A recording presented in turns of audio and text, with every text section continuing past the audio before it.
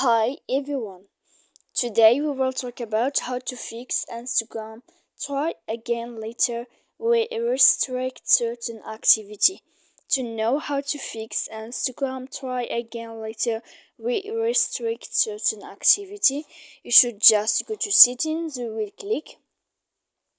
After that, in this page you will go to apps, default apps, app settings.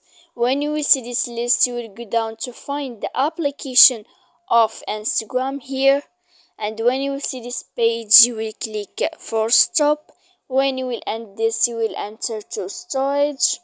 After that, in this page you will click clear cache, then you will go to click clear data, and after all that you can turn off your Wi-Fi.